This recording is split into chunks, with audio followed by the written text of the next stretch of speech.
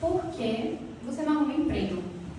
Essa é uma pergunta que eu recebi e recebo até hoje, de vários familiares e amigos. E eu confesso para vocês que às vezes é muito difícil explicar para uma pessoa que valoriza tanto ter um emprego estável o porquê eu não quero um.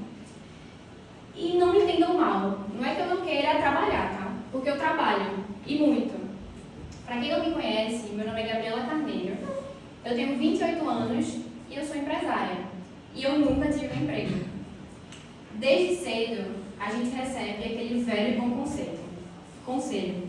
Vá para a escola, tire boas notas e arrume um bom emprego estável. Bem, se você nasceu até 1930, eu diria vá em frente, segue esse conselho. Mas eu acredito que não é o caso de ninguém aqui, né? Certa vez eu li um livro chamado Cash Flow Quadrant.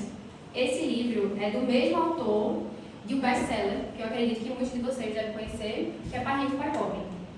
Nesse livro, o autor ele traz um conceito muito interessante, que é o conceito do quadrante do fluxo de caixa, o Cash Flow Quadrant. Infelizmente, algumas expressões, quando a gente traduz, não soam muito bem, e essa é uma delas. Mas a ideia do Cash Flow Quadrant é uma forma fácil da gente categorizar as pessoas de acordo com a fonte de renda delas. Então, do lado esquerdo, a gente tem aqui os empregados, que são pessoas que trocam o próprio tempo delas por dinheiro. Elas têm um emprego e no final do mês elas ganham um salário. Aqui embaixo, a gente tem os autônomos e até microempresários, que também são pessoas que trocam o próprio tempo por dinheiro. Mas enquanto o empregado ele tem um emprego, o autônomo é dono do próprio emprego. Então, se ele também precisar viajar, até ficar doente e tirar férias, ele para de ganhar dinheiro. Em contrapartida, no lado direito, a gente tem os business owners, que são, na verdade, os donos de um negócio. Essas pessoas, elas têm a capacidade de criar um modelo de negócio que funciona como uma máquina, onde ele vai encaixando algumas engrenagens e quando essa máquina funciona, ela gera dinheiro para eles. Um ótimo exemplo para conseguir elucidar essa ideia é a McDonald's. Eu não sei vocês, mas eu particularmente não gosto muito do hambúrguer da McDonald's. E vocês devem conhecer alguém que consegue fazer um hambúrguer mais gostoso que o da McDonald's. Mas vocês são capazes de fazer um modelo de negócio, um sistema que funciona tão bem ou até melhor quanto o da McDonald's? Eu acho que não. Então aqui embaixo a gente tem os investidores, que são pessoas que trocam dinheiro por mais dinheiro. E o interessante desse quadrante de fluxo de caixa é que não existe nem melhor nem pior, tá? Então, ser empregado é melhor que ser investidor e o contrário, não existe isso. Até porque, para a nossa sociedade funcionar, a gente precisa ter pessoas alocadas em cada um desses quadrantes. Eles são dependentes. A ideia é que você entenda onde é que você está hoje e onde você quer chegar, sempre buscando a liberdade financeira. Dando o meu exemplo para vocês, eu achava que eu era dona de uma empresa, até ler esse livro. Na verdade, eu descobri que eu era uma autônoma, que eu não tinha nem direito de ficar doente. Então, se eu tirasse férias, eu simplesmente parava de ganhar dinheiro e a empresa não funcionava. E foi a partir disso que eu comecei a desenvolver um plano de médio e longo prazo para conseguir migrar do quadrante do lado esquerdo para o lado direito, onde eu seria dona de uma empresa que funciona, a operação dela não depende de mim, do meu tempo, e também comecei a investir dinheiro. E um aspecto importante, um detalhe do Cash Flow Quadrant é que, para residir em cada um desses quadrantes, é importante que você tenha um conjunto de habilidades, características pessoais e também um mindset diferente. Reparem bem que até o sucesso ele se comporta de forma diferente, dependendo do quadrante que você está.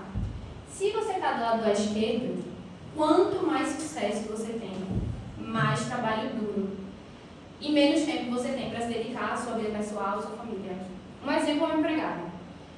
Ele começa num cargo júnior.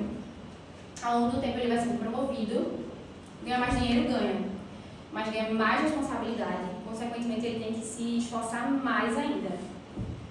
Em contrapartida, do outro lado, quanto mais sucesso a sua empresa e os seus investimentos tiverem, menos trabalho duro e mais tempo você vai ter para se dedicar para a sua vida pessoal. E não confundam, tá? O oposto de trabalho duro não é não trabalhar. Pelo contrário, é trabalhar de forma inteligente. Porque você continua gerando valor para a sociedade, mas isso não necessariamente depende do seu tempo de vida, né? Outra coisa interessante é a capacidade de ganho. Do lado esquerdo, a capacidade de ganho, ela se comporta de uma maneira linear e também com limite. Vou dar um exemplo para vocês. Um médico, na verdade, é um autônomo.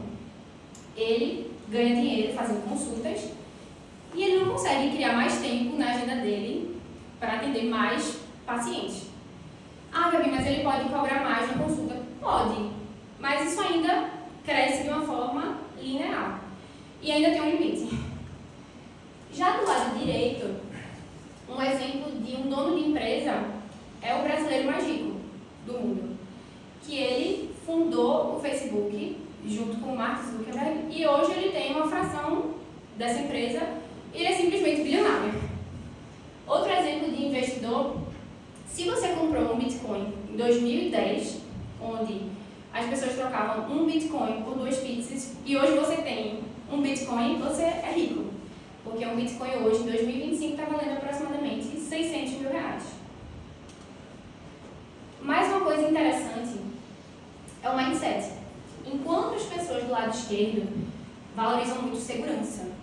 Então, o empregado é aquela pessoa que tem a segurança que no final do mês ele vai ter o dinheiro para pagar as contas dele. Já o autônomo, a segurança dele está nele mesmo, porque ele é o especialista, o melhor da área dele. Em contrapartida, do lado direito, as pessoas valorizam muito liberdade. Mas para pensar, a maior parte das pessoas que a gente conhece está onde? Do lado esquerdo do cash flow quadrant. Por que isso acontece? Porque a maior parte das pessoas escolhem segurança ao invés de liberdade. O primeiro fator é que, hoje, a gente vive na era da informação. Mas as nossas escolas, elas foram preparadas para que a gente esteja do lado esquerdo do cash flow quadrant. Elas foram criadas na era da indústria. Então, a gente, desde pequenininho, aprende a ser um ótimo empregado, no máximo um autônomo. Mas a gente não aprende, por exemplo, a gerir pessoas, a se comunicar bem. A gente não aprende a gerir patrimônio, nem investir dinheiro, infelizmente. E outro aspecto importante é que a maior parte das pessoas acreditam em um grande mito. Esse mito é o mito da segurança. Como dizia Flávio Augusto, estabilidade não existe.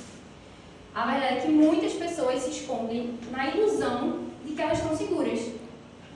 Então você tem um emprego estável, mas quem garante que você não pode ser demitido? Que o mercado não vai mudar e você vai ter que mudar completamente a sua especialidade? Quem garante que a empresa que você trabalha não vai falir? Ah, mas você trabalha para o Estado. Bem, o Estado já me deu muitos motivos para não confiar nele, a minha aposentadoria nem a minha vida. Então, a verdade é que a gente tem que aprender a gerenciar o risco e não se esquivar dele, porque ele existe. Ele está ali, só da gente existir. E a liberdade, ela tem um preço. E eu estou disposta a pagar esse preço. O preço da liberdade é medido em sonhos, desejos e a nossa capacidade de lidar com as circunstâncias e as coisas ruins que acontecem ao longo da nossa jornada. Eu gosto de dinheiro e eu preciso dele, mas eu não quero trabalhar o resto da minha vida, trocar o tempo da minha vida para o resto da minha vida por dinheiro. E a reflexão que eu deixo para vocês essa manhã é: vocês estão dispostos a pagar esse preço? Ou vocês querem continuar vivendo na ilusão da segurança? Obrigada.